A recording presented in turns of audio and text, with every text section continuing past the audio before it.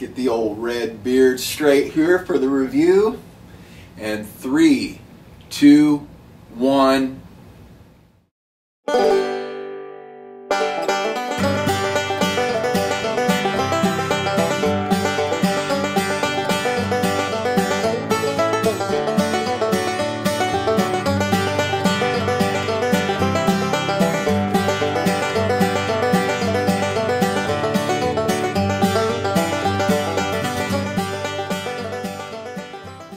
What's going on, everyone? It's Mark Starr from the Hopry.com, and you've been awarded another free session of the Hopry.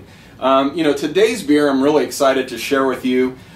In fact, it was one of the beers I put on my top 5 beers for spring list not too long ago.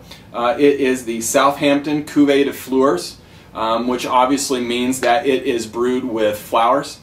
This one clocks in at 8.2%. It comes from Southampton, New York.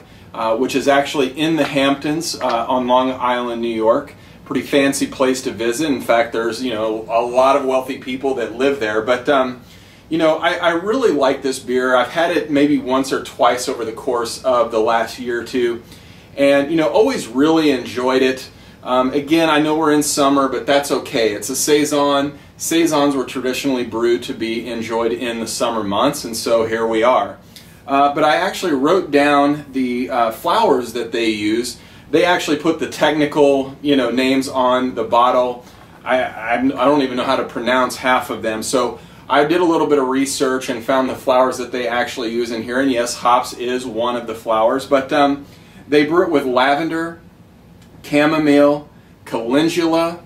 They also add rose water to this. So you can really tell that there's a lot of floral components to this beer. One of the reasons why I really like it for spring, it starts getting nicer out, and that's what you want to do. You want to drink, really nice, good, flavorful, but light beers. And so that's what we're going to review today. This is a seasonal beer for them. They have, I believe, 3 others. In fact, they do a Saison Deluxe, they do an Abbott 12, and they also do a Grand Cru. And these are released once a year. So having said that, let's go ahead and get this one pouring into the glass. Getting a pretty fair amount of head on there like you get from most Saisons. I'm going to go ahead and hopefully let this thing die out a little bit. And while that's doing that, why don't I go ahead and tell you a little bit about the brewery itself. It's actually called a public house. And during Prohibition, they were actually known as a speakeasy. They had a portion of the downstairs of the public house, where they would serve alcohol. And it also said, through some of the research that I have done, that one of the people who really came there a lot and frequented the speakeasy was Babe Ruth. So pretty cool. And I also wanted to let you know, Phil Markowski, who is the brewmaster at Southampton, he's actually written a book called Farmhouse Ales, and he did that with Tommy Arthur, and I haven't read that yet, but I'll probably be checking that one out fairly soon. But anyway, I think the head's died down. Let's go ahead and take a look at the color on here. Well, I'm not sure if you can pick that up on camera or not. Maybe I can hold up this piece of paper here. But it's got this really beautiful, warm golden yellow color. Now I've poured it from the top. You can see, when you look at these bottles, there's a really good amount of that sediment that sits at the bottom. But I've poured this pretty carefully, had it sitting upright. I will tell you though, there's a little bit of yeast around the neck here, and that's because I got this one in a trade not too long ago, and sometimes if those beers sit on the side, that yeast kind of works its way up to the top, which is, again, one of the reasons why you should always store your beers upright. Sometimes you just can't help it when you're doing trades, and that's fine. But yeah, really nice, warm, golden yellow color, very clear, nice, off-white head. It's got this really rocky head to it, meaning that it kind of doesn't have a smooth texture on top. It looks like it's, over whipped egg whites. But really traditional looking for a Saison. Let's go ahead and get our nose in there and see how much of the floral components we can pull out.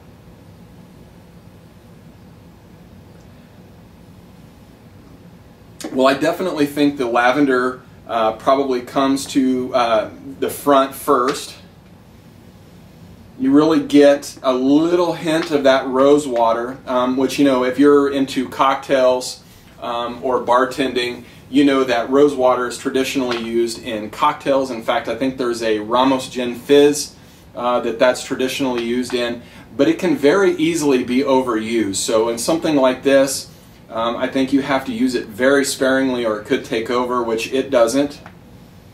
I'm definitely getting this, you know, kind of a light black peppery aroma from the yeast, and that traditional sort of, you know, banana bubble gum, or I like to call it a banana flavored cotton candy, is really coming off on the nose.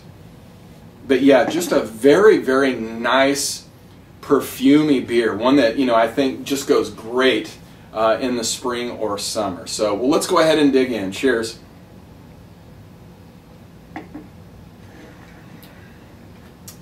I mean, I just love the mouthfeel on this thing. You know, it's got this really, not a chewiness.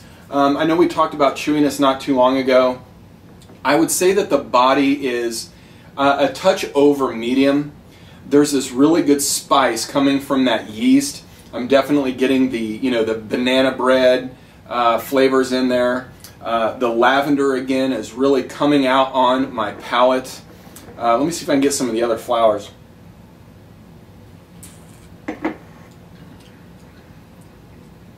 Little bit of black pepper. There's this really nice amount of bitterness, and I think maybe that's what it is that I'm really liking in terms of the mouthfeel, because it's just sweet enough, it's just bitter enough, you know, that those flavors just are really rounded on your palate. As it goes down, it really dries out your mouth, as it should. You know, some of those Belgian yeasts and even champagne styles of yeast are really good for drying out saisons, and that's one of the reasons why I think saisons are, you know, one of my favorite styles, just because I love the flavors. I love that they're dry, they're kind of effervescent, all that, but they're also very refreshing. This is a refreshing beer. I would say this is probably something, you know, you're going to want to drink in the early to late evening. Probably not something you would want to open up in the middle of the day. It does clock in at 8.2%, so it's up there, you know, I mean, right about the high-end range of, you know, what most saisons are. But yeah, this is just a really enjoyable beer. I'm starting to get a little bit more of that chamomile flavor on the palate. You know, this has not been in the refrigerator. I've had it, you know, sitting down here in my basement for a while. So when I opened it, it was, you know, really at a good temperature. But even in the time that we've been sitting here drinking it, you know, those flavors and those aromas are really starting to wake up as it starts to open up, as I swirl the glass, as the temperature comes up a little bit. But let's give it one last shot, and I'll give you kind of my last thoughts on it.